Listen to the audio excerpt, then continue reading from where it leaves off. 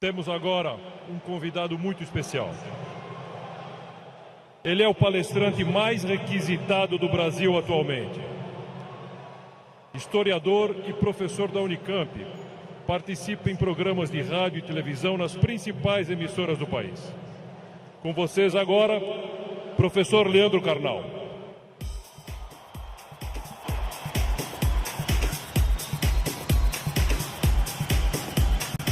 Boa tarde, muito boa tarde. Um imenso prazer estar aqui no Rio de Janeiro. Tudo bem, obrigado. Obrigado.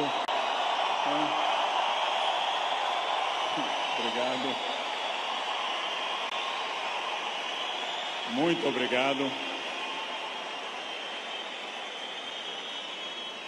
Ainda bem que eu não sou tímido.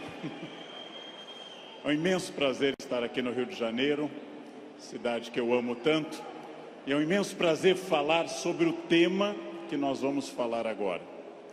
Tema que nós vamos falar agora, se eu for feliz e vocês receptivos, como parece que são bastante, se eu for feliz e vocês receptivos, corre o risco, temos a chance de que seja um tema que transforme a vida de vocês. Por quê? Porque eu vou falar naturalmente de autores que eu estudo há 30 anos, eu vou falar das coisas que eu me dedico na universidade, eu vou falar de muitas coisas que vocês encontram nos livros. Mas, minhas senhoras, meus senhores, eu também vou falar das coisas que eu aprendi nesses 54 anos de vida, nesses 35 anos de magistério, e que eu tento transmitir através de livros, vídeos, programas e outras participações. Então, em primeiro lugar, vamos pensar numa pergunta que parece uma pergunta estranha, mas é de longe a pergunta mais importante. Por quê? Porque, obviamente, se num domingo à tarde eu tenho diante de mim esse imenso auditório, se num domingo à tarde eu tenho tanta gente que está aqui, é porque vocês estão dando uma resposta a essa pergunta. Vocês querem ser felizes. Vocês estão respondendo a uma questão importante sobre a realização da vida. Quanto mais consciente for essa resposta, quanto mais você tiver consciência do que você quer e do que você é, mais chance você vai conseguir de ser feliz. A pergunta que eu vou fazer, eu sei a resposta, porque eu estava ali atrás ouvindo essa maravilhosa rave aqui. A pergunta eu sei a resposta, porque nós estamos num clima de alegria, de entusiasmo. Entusiasmo é uma palavra linda, vem do grego cheio de Deus, entheos. Cheio de Deus, entusiasmo. Mas eu vou começar fazendo uma pergunta que eu sei a resposta. É típico de professor isso. Se eu pergunto aqui nesse ambiente entusiasmado, com 27 mil pessoas cheias de energia, se vocês são felizes, eu sei a resposta. Pergunta, nesse momento, quem nessa distinta plateia se considera uma pessoa feliz? Acaba de falir o laboratório do Prozac. Não haverá mais depressão no planeta Terra. Bem, é óbvio que a felicidade de vocês é notável. Se eu fosse cego e surdo, eu sentiria a vibração do auditório. Porém, agora começa a função chata do filósofo. Amanhã, quando vocês estiverem afônicos, semi-surdos, amanhã, quando vier mais uma segunda-feira e mais uma, amanhã, quando vocês lerem os jornais, que são a coisa mais broxante que existe hoje no planeta, ler manchetes de jornais, amanhã vocês estarão talvez não tão entusiasmados quanto hoje. E daqui a 15 dias, talvez um pouco menos. mas esse é um momento em que o entusiasmo é lógico. Então a minha pergunta é para médio e longo prazo, porque eu estou falando de um dos momentos mais difíceis da história do Brasil, eu estou falando de um momento complicado. Ok. É para eu falar mais próximo do microfone, eu já acho que eu estou berrando, mas... Num momento da história do Brasil onde existe uma dificuldade imensa. Eu não vou citar o nome dessas pessoas, porque dizem que o simples nome atrai energia negativa para o ambiente. Vamos chamá-los de Voldemort 1, Voldemort 2. Bem, muito difícil que eu consiga pensar, porque da mesma forma que nós temos um momento político difícil, nós temos um isolamento enorme neste país, e as pessoas quase todas estão fechadas sobre seus aparelhos, estão fechadas sobre aquilo que estão lendo e vendo, estão mais olhando suas telas do que outras pessoas. Há um individualismo enorme, crescente, há um individualismo que nos domina nesse momento, sem sombra de dúvida. E eu vou traduzir esse individualismo nessa piada. Um homem tenta advertir uma senhora que se encontra em rumo de colisão e grita o núcleo duro da mensagem, vaca, porque ele não tem tempo para elaborar uma frase, ele não tem tempo para dizer, cuidado, ó senhora, haverá um choque. Então ele grita apenas vaca, e ela que não olha para o rosto dele, e ela que não vê que o rosto dele é de preocupação e não de insulto, ela se vira e insinua que o casamento dele é uma sociedade aberta e não fechada. Bem,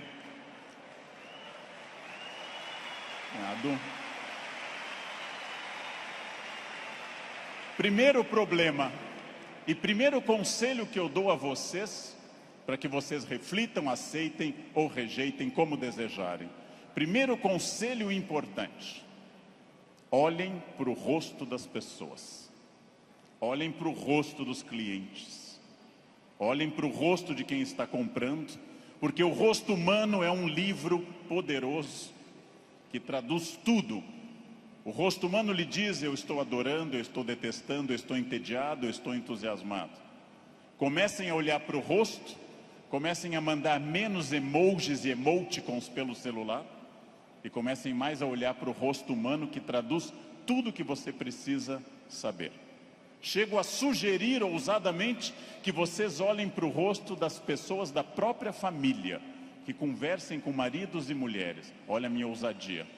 Que olhem para essas pessoas. Que vocês passem a avaliar valores, emoções, sentimentos. Que vocês passem a pensar claramente em cada indivíduo único. Essa é uma das grandes chaves do sucesso. Eu tinha um erro, eu tinha um defeito como profissional.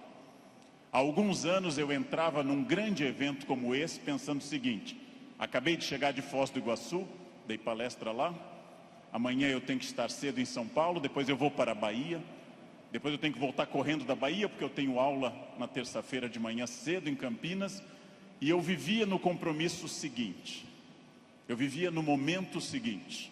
Isso é um defeito. Vivam no momento que vocês estão. Ao entrarem para conversar alguém, ao tentar uma venda, ao ler um livro, ao namorar, ao conversar com seu filho, ao fazer qualquer coisa importante na sua vida, entre inteiramente naquilo. Não fique pensando o que vem depois. Faça daquela experiência única e que a pessoa que está com você não entenda e não sinta, em hipótese alguma, que ela é um obstáculo ao seu horário, que ela é um obstáculo à sua realização. Entreguem-se a isso. Quais são os meus valores? De novo, parece uma pergunta estranha, mas é uma das perguntas mais importantes que nós temos. Qual é o seu valor? Qual é o seu valor principal? Qual o seu valor auxiliar? Que faz você se emocionar? O que move seu coração, o que impulsiona seu despertar? Quais as ideias que você tem mais fortes pela manhã? Com que você dorme pensando em quem? Estes são seus valores. Decidiu que seus valores são família, dinheiro, um equilíbrio entre os dois? Decidiu que seus valores são viagens, família, dinheiro, um equilíbrio entre os três? Perfeito. Definido o valor, procure este valor obsessivamente, sem cessar em nenhum momento.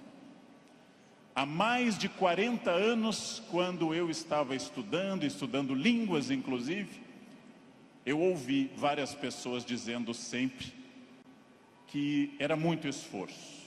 Quando eu fiz a faculdade, evitei excesso de festas, evitei maconha, o que num curso de humanas na USP é um isolamento muito grande. Não pegava ninguém. Evitei coisas, foquei no que eu queria. Eu estou aqui para estudar. Eu estou aqui para estudar muito.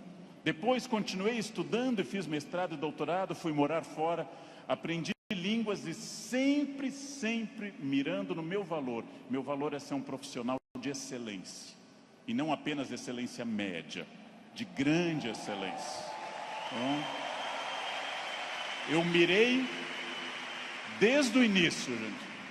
Eu mirei na ideia que eu quero ser Alexandre o Grande, não Alexandre o Médio, nem o Pequeno. Não quero ser médio, não quero ser a pessoa legalzinha.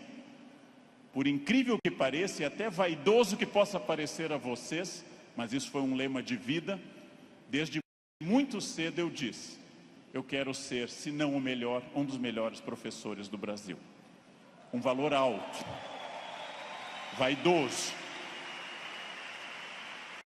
Só que eu aprendi que mirando alto, às vezes a gente consegue um pouco menos. Se você mirar baixo, você consegue ainda menos. Mire alto. Não tente ser o melhor vendedor do condomínio, é muito pouco. Não tente ser a melhor pessoa da rua, é muito pouco. Mirem alto. Mirem alto e busquem isso. Eu quero ser o melhor vendedor do Brasil. Simplesmente isso. Se alguém acha que não pode, ache os instrumentos para poder.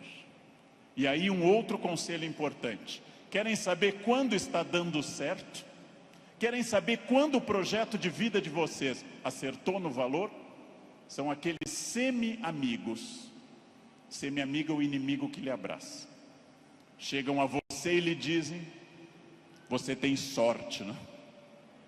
Nossa, você tem muita sorte. Prestem atenção nessa frase que o tio Leandro vai dizer. Sorte é o nome que o vagabundo dá ao esforço que ele não faz. Então, sorte existe, sim. Eu não controlo tudo. Eu não sou Deus, eu não controlo tudo. Por vezes eu estou em Congonhas, o avião tenta aterrissar e arremete. É para testar a força do esfíncter de vocês. Eu não controlo tudo, mas aquilo que eu controlo, e é bastante, eu sou sócio majoritário da minha existência, e para isso eu preciso de equilíbrio. Equilíbrio é fácil perceber quando está faltando. Se vocês não trabalharem, perderão a família. Se vocês só trabalharem, perderão a família também. Equilíbrio é um diálogo constante. Estou cuidando do meu corpo é funcional, o corpo tem que ser funcional. Eu tenho que sair do sofá sem auxílio de muitas pessoas. Eu tenho que ser capaz de subir uma escada sem tenda de oxigênio. O corpo tem que ser funcional até a idade que ele é funcional. Ou seja, equilíbrio é aquilo que nós estamos em plena crise. Estamos em plena crise. Só que há pessoas neste ano de crise que perderam. Outras se mantiveram e outras prosperaram. Então não é a crise que faz diferença, é a sua reação diante dela. A crise veio para todos os 206 milhões de brasileiros. Há pessoas que afundaram, há Há pessoas que mantiveram o que tinham e há pessoas que hoje estão melhores do que estavam há algum tempo. É claro que hoje, no momento da crise, eu vou dar uma pista histórica importante. O que é crise? É quando eu tenho muitas perspectivas diante de mim. Só que a crise é aquilo que separa o amador do profissional. Todo mundo sabe dirigir numa boa estrada em dia de sol. Pouquíssimas pessoas sabem dirigir numa estrada com chuva à noite esburacada. A crise separa quem é bom de quem é ruim, o amador do profissional, de quem veio o mundo a trabalho ou a passeio. Todo mundo sabe, em situação sem estresse, ser calmo. Poucas pessoas são calmas em situação de estresse. Todo professor é ótimo se a turma for ótima. Poucos professores são bons quando a turma é resistente. Todo mundo pode vender para o cliente fácil. Pouca gente pode vender para o cliente difícil. É o cliente difícil que separa o amador do profissional. O outro não precisa. Importante. Crises passam sempre, sem exceção. Toda crise passa. E aqui já vem a pergunta: onde você quer estar quando essa crise passar? Com quem? Onde você quer estar quando essa crise passar? Eu quero fazer muitas perguntas importantes para nós. Vamos agora testar uma questão importante. Quase todo mundo no Brasil está pessimista. Há um pessimismo dominante. Ótimo. Mais fácil ainda de trabalhar. Por quê? Vamos testar a idade de vocês. Quem lembra dessa personagem provavelmente tem curso de datilografia. Quem lembra dessa personagem fez prova com um mimeógrafo. Provavelmente teve Orkut. Quem lembra dessa personagem é uma pessoa experiente. Essa hiena, um desenho animado da década de 60 e 70, a hiena Hard ficava dizendo: ó vida, ó céus, ó azar. Ela era pessimista, porém tudo que a hiena dizia que podia dar errado, dava. Ela era pessimista, mas ela acertava. Por isso que eu quero dizer a vocês que o pessimismo pode ter alguns valores. Ele nos dá uma amostra dos riscos. É importante ter um pessimista na equipe, mas no máximo um, apenas um, que é o que uma equipe tolera. Quando alguém chega e diz: nós vamos dobrar o capital, dobrar o número de clientes, nós estaremos mais 30 países até o ano que vem, o pessimista diz: calma, não é tão fácil. O pessimista é importante para levantar problemas, mas agora eu vou mostrar uma imagem daquilo que eu acredito. No barco está a hiena pessimista dizendo: lógico, o continente está longe, a desidratação é certa, há tubarões, essa vela é ridícula, esse remo não vai levar a nada. Ele tem razão, a hiena tem razão. Mas observem uma coisa: o pessimista faz um bom quadro dos problemas, mas não está fazendo, para dizer uma coisa elegante para uma plateia distinta, não está fazendo sêmen algum para mudar isso. Não dá para ser mais direto que isso à tarde. Não? Bem,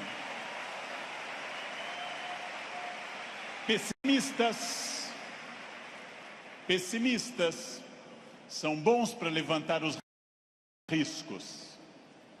Pessimistas são péssimos para resolver os problemas. Para eu resolver um problema, para eu resolver qualquer coisa, eu preciso de um otimismo obsessivo. Se eu não for otimista, gente, eu jamais teria casado. As estatísticas me contrariam.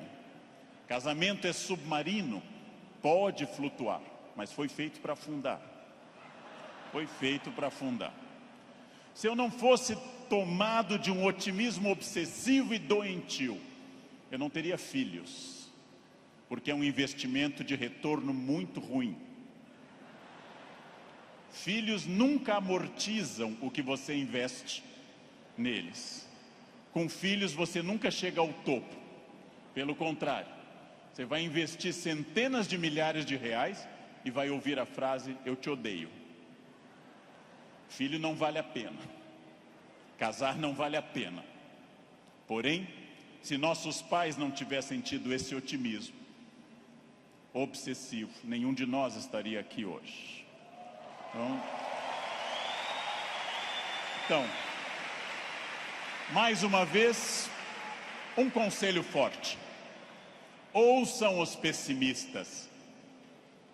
Para pessimista não vale a mãe é sempre otimista com vocês. Ouçam um cunhado, cunhado é bom para isso. Ouçam o cunhado. Ouçam os pessimistas. Vejam o que eles têm a dizer, agradeçam. Enquanto eles falam, tenham aquela reação bovina. Ouçam. Depois agradeçam e comecem a trabalhar com otimismo total. É só assim que se cresce. É só assim que se consegue alguma coisa. Eu não sei quem governará o Brasil no ano que vem.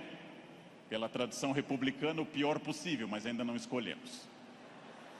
Eu não sei, aliás, nem quem governará o Brasil no fim deste ano.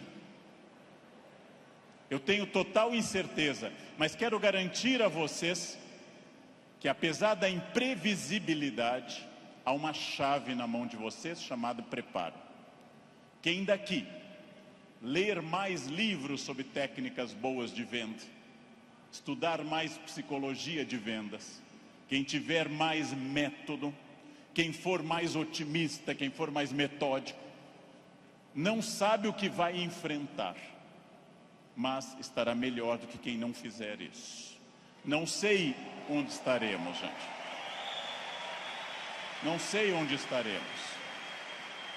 Vejam, em nenhum momento na graduação de História e Filosofia, em nenhum momento fazendo mestrado ou doutorado ou estudando fora, eu imaginei que um dia eu teria a honra de falar para essa plateia tão numerosa e entusiasmada. Em nenhum momento.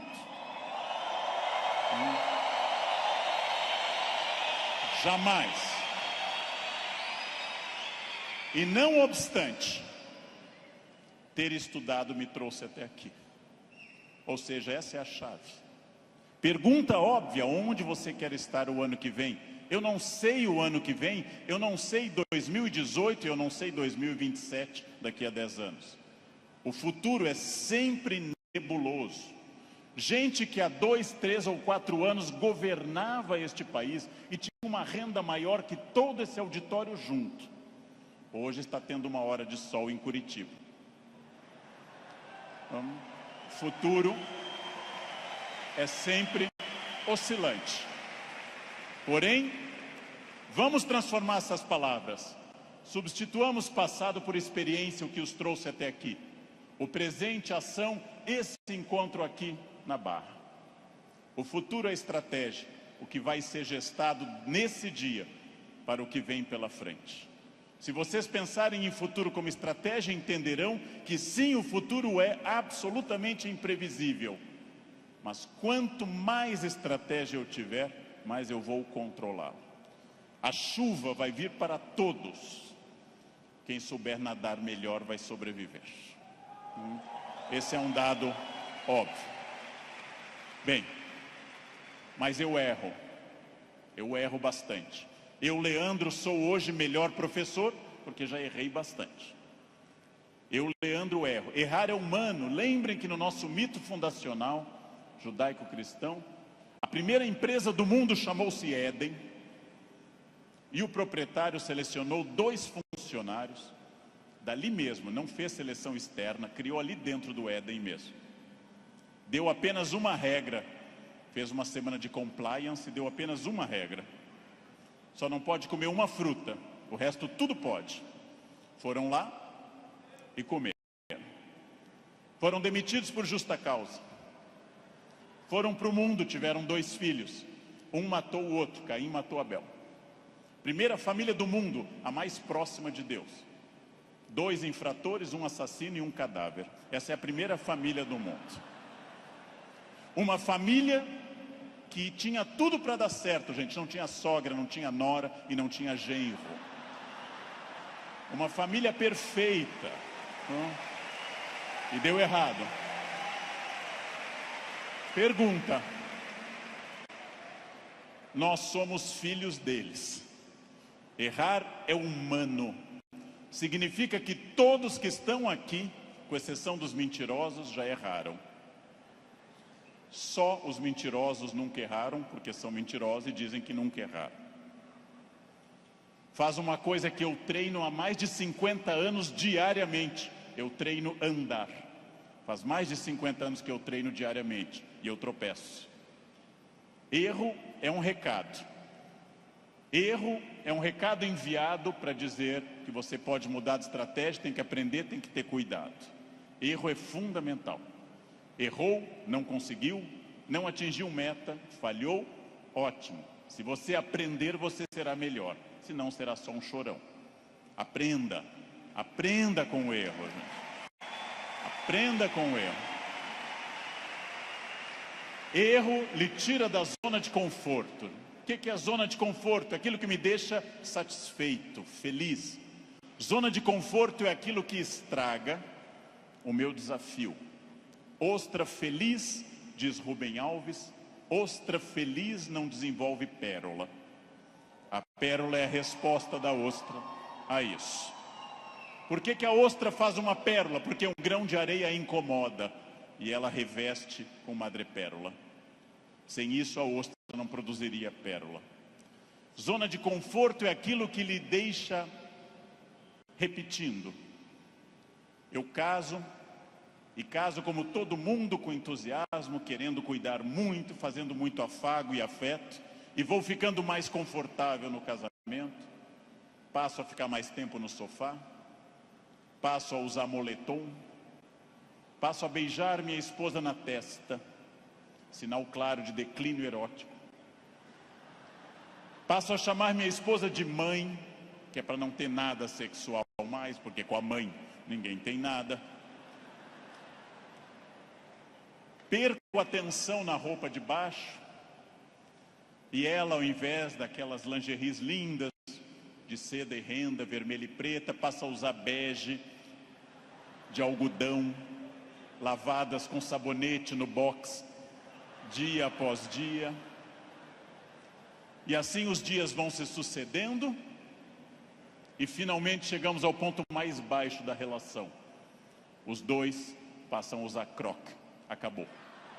Acabou, gente. Não há sexo com croque, jamais. Bem, salvo se alguém aqui está de croque, é exceção do que eu estou dizendo. Fica muito bem em você. Fica muito bem. O que acontece com a zona de conforto? Eu passo a não querer fazer mais coisas certas nem com entusiasmo. Eu passo a achar que está bom estar no aquário lotado porque é conhecido. Eu não busco um aquário mais desafiador e maior. Tudo o que te agrada te engana. Tudo o que te seduz e te deixa confortável te conduz à mediocridade. Quanto mais você tiver desafios, mais você vai responder a esses desafios. Zona de conforto é muito curiosa, porque ela significa o fim da luta. Saiam da zona de conforto. Pensem seriamente que tudo está em mudança, tudo está envelhecendo, tudo está passando, tudo aquilo que não está se expandindo está encolhendo. Tudo aquilo que não está melhorando está piorando. Isso é a realidade do mundo. Se você não mudar o seu negócio, alguém mais jovem e mais dinâmico vai mudar. Nesse momento, alguém está tendo uma ideia de vendas melhor que a sua. Isto significa que quem se dedica a ser um profissional precisa permanentemente levar em conta essa frase: mudar é difícil, me ensinaram os norte-americanos. Mudar é difícil, não mudar é fatal. Mudar é difícil, não mudar é fatal. Isso é fundamental, gente. Tem duas opções: enfrentar a mudança, enfrentar o desafio e pensar: esse ano eu consegui isso, que bom, e agora? Ah, mas eu já falo inglês. Ótimo. Qual o passo seguinte? Eu já consegui a minha casa, perfeito. Era esse o seu objetivo material? Qual é o passo seguinte nos outros objetivos? Não mudar é fatal.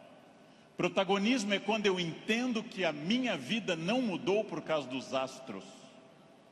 Não mudou porque Mercúrio estava retrógrado. Não mudou porque Saturno está sob meu signo. Mudou porque eu agi. Mudou porque eu fiz alguma coisa. Protagonismo é isso. Não é fácil tomar essa decisão. Não é fácil olhar além do horizonte e perder essa ação reativa de quem simplesmente acha está faltando isso, está faltando aquilo. Não é fácil. Não é fácil essa transformação. A visão além do horizonte pressupõe racionalidade, pressupõe previsão. E eu venho de um país que eu amo tanto, este Brasil, apaixonadamente, um país que não gosta de ser estratégico. Todos os dias eu pego avião, gente, todos os dias, como hoje de manhã, como agora à tarde. Todos os dias eu enfrento raios X e pessoas que passam, aí tem o celular no bolso e voltam. E eu atrás dessa pessoa envelhecendo. E a pessoa passa de novo, as moedas, e volta. Ah, a botinha cafona com taxinhas, volta. Depois de 10 vezes a pessoa passa, sem nenhuma estratégia. Chega à porta do Finger, a funcionária pede documento e começa a procurar na bolsa ou na mochila o documento. Naquele momento. O meu já está em ângulo para mostrar para o funcionário. Essa pessoa acha o documento, entra no avião, vai até a metade. E aí, olha o seu ticket, 2A. E começa a voltar, contrariando a piracema que está indo para o fundo do avião. Estratégia é a capacidade de se antecipar à necessidade. Estratégia está pensando o seguinte: está dando certo a minha estratégia nesse momento? Ótimo. Está dando certo, já é passado. O que eu vou fazer no futuro? O que eu vou fazer para transformar isso? Racionalidade estratégica. Não existe destino. Eu sou das pessoas que compartilham da ideia que não existe destino. Existem acidentes para todos. O que eu faço com esse acidente me define. Ah, Leandro, você fala bem porque você é de aquário. Eu sou de aquário. Aquário é ar. Pessoas de ar falam bastante. Gêmeos também. Ah, você é muito ciumenta, mulher, porque você é de escorpião. Escorpião é tomado pelos ciúmes. Mas que marido exemplar? É câncer. Câncer é água. Chora até a inauguração do supermercado. Mas que chefe autoritário? Áries. Ele é de Áries. É muito autoritário. Que secretária organizada, virgem. Virginianos têm toque com ordem. Muito bem, isso é pensamento mágico. Sabe o que é pensamento mágico? Acreditar que a minha vida é determinada por uma constelação na hora do nascimento. Sabem o que é vaidade, que também atrapalha? É ficar pensando agora, por que ele não falou do meu signo até agora? Isso é vaidade. Será que ele vai falar do meu signo? Isso é vaidade. Bem, superem isso. Superem essa ideia de sorte, azar, destino. Introduzam a ideia de decisão, estratégia e trabalho. Sartre diz, o filósofo que morreu em 1980, Sartre diz: não importa o que a vida fez de você. Pausa. Importa o que você fez com o que a vida fez de você. Não importa o que a vida fez de você. Importa o que você fez com isso. Você conseguiu aprender inglês porque sua família era rica e te levava para esquiar em Aspen, no Colorado? Ótimo. Tem outra maneira de aprender, na biblioteca pública com CDs de graça. Aspen é bom, Aspen é legal, mas não está impedido o acesso para outras pessoas. Não importa isso. A vida te deu 3 chances de sucesso material. Nascimento é a primeira. Quem nasceu de família boa, mas desprovida de recursos, já queimou 1/3 das chances. Família amorosa, mas sem CNPJ forte. Segunda chance, casamento. Quem casou por amor, já queimou 2/3 das chances. Casar por amor elimina mais 1/3 das suas chances. Sobrou só um, gente. Só um caminho. Trabalhar. Trabalhar bastante. Ou casar de novo. Ou nascer de novo. Eu já me convenci que é trabalho, que queimei os 2/3 iniciais também. Tenho família amorosa e muito trabalho pela frente. O que significa isso, gente? Vamos pensar. Eu não sou controlado. Eu não sou controlado pelo destino. É óbvio que eu não sou tudo e nem posso tudo e nem sei tudo, mas eu não sou controlado pelo destino. O primeiro exercício que eu quero que nós façamos daqui para frente é o seguinte: dentro do padrão do humano, eu não posso desejar imortalidade, está fora do padrão do humano. Tirando a rainha Elizabeth, ninguém é imortal no planeta Terra. A Beth é imortal. É uma Highlander. Eu não posso dizer, eu me cuido, você vai morrer igual. Vai ser um cadáver bem cuidado. Aí eu hidrato a pele, vai ser um cadáver hidratado, bonito. Eu malho todos os dias, um cadáver definido, bonito também. Muito bem.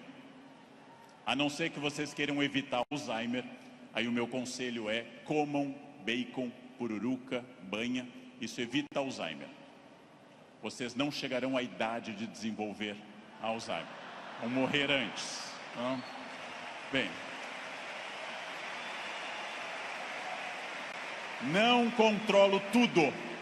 Não controlo tudo. Não sou dono do universo. Não posso impedir a morte, que virá. Mas entre o nascimento e a morte eu controlo muita coisa. Toda crença em destino, vocação, talento, é uma crença que tende a disfarçar o que de fato faz a diferença, e o que de fato faz a diferença é o esforço. Eu tenho uma sorte imensa quando as pessoas me dizem: Leandro, você tem sorte. Eu tenho uma sorte imensa, e essa sorte se repete diariamente, porque eu acordo às 4 da manhã. Essa é uma sorte diária. Basta eu começar a dormir o dia todo que a sorte se vai.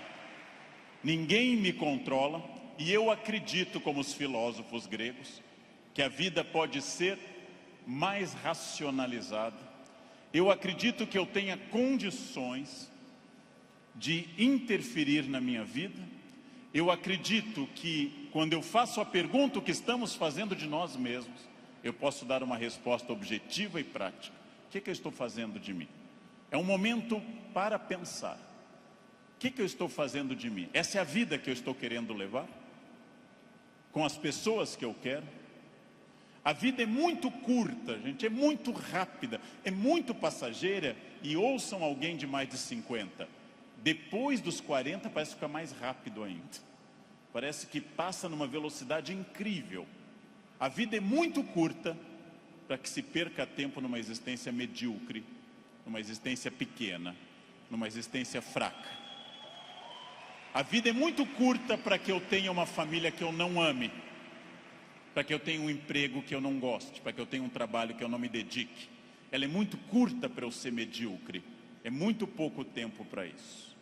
Perguntem o que estamos fazendo de nós mesmos e sigam o conselho que Sócrates fundou a filosofia ocidental: conheçam-se, conhece a ti mesmo, conhecimento de si.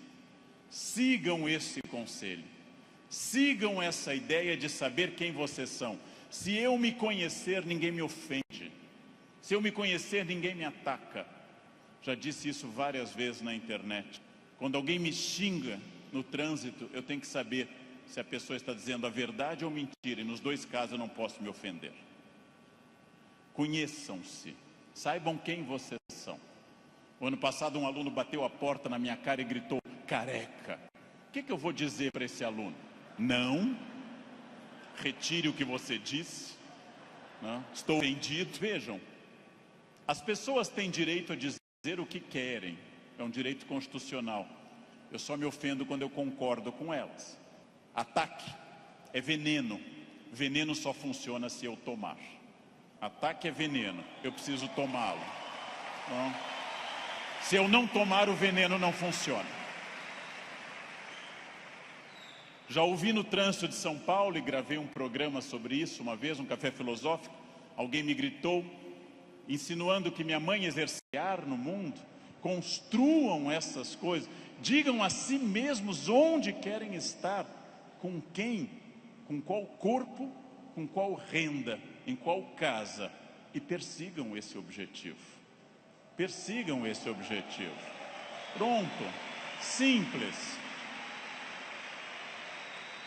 Num livro que eu acabei de ler, conta o autor que o grande pianista deu um concerto aqui no Rio, Arthur Moreira Lima, que eu admiro muito, tocou maravilhosamente Chopin, e ao final uma senhora simpática chegou e disse a Arthur Moreira Lima, nossa, eu daria minha vida para tocar como o senhor toca.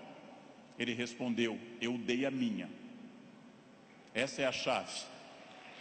Eu dei a minha. Eu dei a minha vida significa eu fiz todo o esforço para isso. De novo a pergunta com a qual eu iniciei essa fala. Você é feliz? Esse grupo respondeu com entusiasmo que era feliz. Perfeito. A gente sabe que talvez, uma ou outra pessoa aqui, 2 ou 3, talvez não sejam tão felizes, mas levantaram a mão porque ficava chato. Talvez. Mas a próxima pergunta é muito importante também. Se há algo que me incomoda, em qualquer campo, se há algo que me perturba, se há algo que me tira o sono, se há algo que eu poderia melhorar, se eu quero um outro modelo, o que pode ser feito a partir de hoje para mudar esses pontos complicados? Em janeiro eu me reuni com os meus alunos e um deles me disse, depois do carnaval eu vou estudar francês. E eu disse, você vai desfilar? Você é destaque em alguma escola? Você vai trabalhar na escola do samba, na cidade do samba? Não, então começa essa noite e não depois do carnaval. Essa noite. Não depois do carnaval. Segunda-feira eu vou perder peso. Não. Hoje. Vão a pé para casa. Começa hoje. Eu preciso ir até São Paulo a pé essa semana. Vocês não podem pensar nisso para depois. Eu tenho um assistente que vendo tudo que eu faço para o Natal em família. Eu gosto muito da festa de Natal. Sou um fascinado pelo Natal, adoro festa de Natal. Ele disse, nossa, como eu gostaria que o Natal fosse assim lá em casa. E eu perguntei, e o que você acha que acontece para ser assim na minha casa? Anjos descem dia 24 e trazem a ceia e as atrações prontas, ou você me vê desde outubro no telefone, indo atrás disso? O Natal será o que você quiser que ele seja. Será o que você quiser que ele seja. Se o seu Natal é depressivo, se o seu Natal é aquele que toca Jingle Bells e você chora, se o seu Natal é depressivo, é uma escolha sua, respeitável. Você gosta de Natal assim. Se o seu Natal é alegre, é uma escolha sua. Isto vale para tudo que vocês decidirem. O que pode ser feito para mudar os pontos complicados? Onde eu posso transformar quem eu quero ser daqui para frente? Eu digo isso sabendo que é fácil dizer e é complicado fazer. E o que eu ganho se eu for estratégico, consciente? O que eu ganho se eu tiver autoconhecimento? Estou recapitulando o que eu falei. E o que eu ganho se eu fizer as perguntas certas e me esforçar para atingir esse objetivo? A resposta disso é óbvia, é a vida plena. O que é uma vida plena? É a vida que eu controlo de acordo com a minha felicidade. Pessoas não plenas são aquelas que dizem que são levadas. Não dei sorte. Tentei, mas foi assim. Minha família não é uma família de sucesso. Eu tentei, mas não era o que eu queria. Não, você não tentou suficientemente. Acontece que para conduzir a uma conclusão tem uma coisa terrível. O fracasso é uma das coisas mais confortáveis que a espécie humana inventou. O fracasso é agradável, me tira toda a responsabilidade. Não dei certo, fui à falência, adquiri um vício, eu bebo até cair. O fracasso é super confortável, porque ele me faz parar de lutar. No momento que eu paro de lutar, eu me sinto tranquilo. O fracasso é um quarto confortável. O sucesso é um quarto desafiador. O fracasso é uma coisa que agrada a maioria das pessoas, por incrível que pareça. Por isso tanta gente gosta do fracasso. Por isso tanta gente fica no fracasso. Por isso que tanta gente leva um casamento ruim 30 anos. Fica num emprego ruim 30 anos. Não faz uma coisa certa uma década inteira e pensando, não deu. Porque isso é confortável. É confortável. E aí volto à pergunta que eu fiz aos senhores desde o início. Volto a essa pergunta fundamental. De fato, o que eu quero? Quem eu sou? Onde eu quero chegar? Com quem eu quero chegar? Quais são meus objetivos? Se eu tiver consciência profunda, eu transformo por completo. Então, a primeira pergunta vocês já deram a resposta. E deram a resposta antes de ouvir o que eu tinha para falar. Todos aqui são felizes. Ótimo. Perfeito. A segunda pergunta é mais complicada. É a pergunta para deixar para vocês pensando nessa linda tarde de domingo. Quem daqui quer, nos próximos 10, 20 ou 30 anos, quem daqui quer continuar sendo feliz, com êxito e feliz? Bem, melhor ainda, eu também. Melhor ainda, agora vai começar o primeiro dia do resto da vida de vocês. Agora começa a parte mais importante. Esqueçam o que passou. Esqueçam o passado. Esqueçam tudo que veio até aqui. Reinvente-se, reconstrua, faça dessa vida um espaço completamente diferente. Fácil, sua vida vai continuar sendo muito feliz. Não se acostume ao fracasso, acostume-se à felicidade, desafiem-se, sejam melhores. A vida só vale a pena se ela for intensamente vivida e intensamente aproveitada dentro desses objetivos. Por que que eu sei isso? Porque é o que eu faço aqui hoje, inclusive. Então, muito obrigado pela atenção de vocês. Muito obrigado. Obrigado. Muito obrigado.